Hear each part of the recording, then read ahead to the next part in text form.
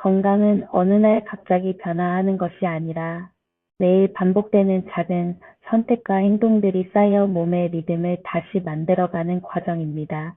나이가 들수록 우리는 몸이 스스로 회복하는 방식도, 따뜻함을 유지하는 방식도, 하루를 안정적으로 보내는 방식도 점차 잊어가게 됩니다.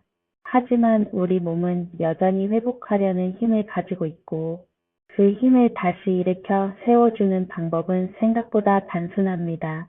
그저 흐트러진 리듬을 부드럽게 다시 세워주는 것, 그것이 바로 오늘 이야기의 중심입니다. 사람마다 몸의 시계는 조금씩 다르지만 40대 후반을 지나 50대, 60대로 넘어가면 아침이 무거워지고 점심 이후 피로가 빠르게 밀려오고 저녁엔 소화가 더뎌지며 속이 더부룩해지는 경험을 겪습니다. 이런 변화는 단순히 나이가 들어서가 아닙니다. 우리 몸의 리듬, 즉 하루를 유지하고 반복하는 내적 흐름이 조금씩 흔들리고 있다는 신호입니다. 오늘은 이 흐트러진 리듬을 다시 바로잡고 몸이 본래 가지고 있던 안정의 흐름을 되찾도록 돕는 하루 루틴을 함께 만들어 보려 합니다. 아침은 하루의 방향을 결정하는 중요한 시간입니다. 잠에서 깨어난 몸은 아직 준비가 덜 되어 있기 때문에 무엇을 먼저 하느냐에 따라 하루 전체의 안정감이 달라집니다. 특히 50대 이후에는 아침의 첫 선택이 더욱 중요한 의미를 가집니다. 아침을 어떻게 시작하느냐가 혈당의 흐름, 체온의 상승, 장의 움직임, 그리고 정신적인 깔끔함까지 좌우하기 때문입니다. 아침 루틴의 첫 단계는 미지근한 물입니다.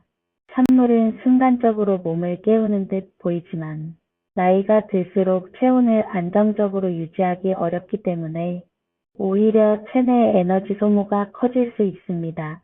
반면 미지근한 물은 장을 부드럽게 깨워주고 체온을 자연스럽게 올라오게 해줘 하루를 준비하는 몸에게 부담이 없습니다.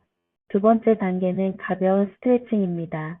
침대 가장자리나 의자에 앉아서 목을 좌우로 천천히 기울이고 어깨를 가볍게 올렸다 내리는 정도면 충분합니다.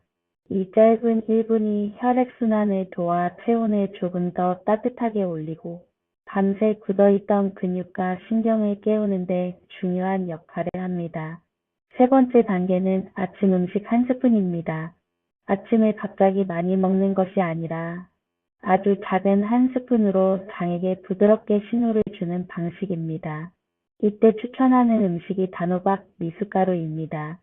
삶은 단호박을 으깨 미지근한 물에 미숫가루 한 스푼을 풀어 먹는 이 음식은 달지 않으면서도 속은 든든하게 해주고 천천히 소화되기 때문에 혈당이 급격히 오르지 않습니다. 나이가 들수록 아침 혈당을 안정적으로 시작하는 것이 중요합니다. 혈당이 급격히 오르면 금세 피곤해지고 점심 먹기 전까지 집중력이 떨어지기 때문입니다. 단호박은 천천히 에너지를 공급해 아침의 흐름을 안정시켜 줍니다. 아침 후 손을 따뜻하게 만드는 작은 루틴도 도움이 됩니다. 손바닥을 서로 비벼온 기를 만든 뒤 그 따뜻함을 눈 위에 10초간 살포시 올려보세요. 이 동작은 눈의 피로를 줄여줄 뿐 아니라 안정감을 주어 뇌의 긴장을 자연스럽게 낮춰줍니다. 몸과 마음 모두가 하루를 부드럽게 맞이하는 데 도움이 됩니다. 점심은 하루의 피로를 절반 이상 결정하는 시간입니다.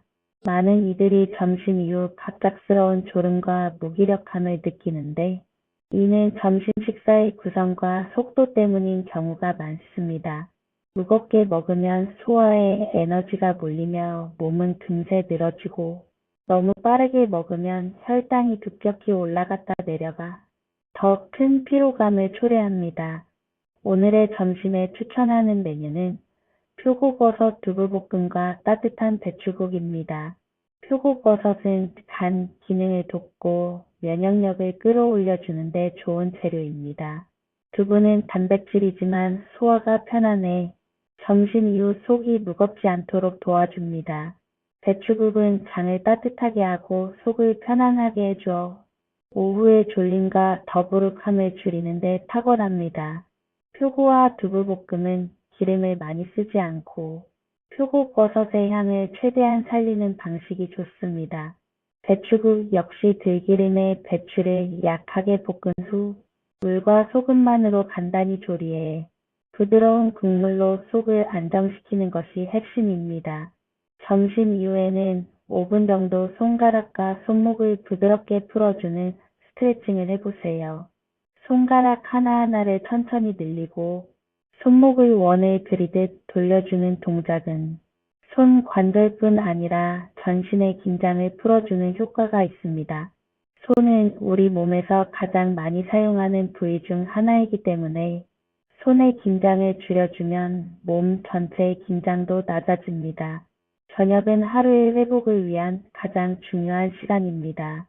저녁을 가볍게 먹는 것이 좋다는 말은 익숙하지만 그 의미는 단순히 양을 줄이라는 것이 아니라 몸이 회복하기 쉬운 환경을 만들어주는 것입니다. 저녁 식사는 장과 위장이 편안하게 쉬도록 부드러운 재료로 구성해야 하며 색감 역시 초록과 노란색이 가장 안정적인 역할을 합니다. 오늘의 저녁 추천 메뉴는 초록 양배추찜과 단호박 스프입니다. 양배추는 회복과 치유의 기본 재료로 위장을 부드럽게 감싸주고 열을 내려줍니다. 단호박 스프는 밤 동안 혈당을 안정시키고 속이 편안하게 유지되도록 돕습니다. 단호박 스프는 삶은 단호박을 갈아 따뜻한 물이나 우유와 섞은 뒤 소금을 아주 조금만 넣고 들기름이나 올리브유 한 방울로 마무리하면 충분합니다.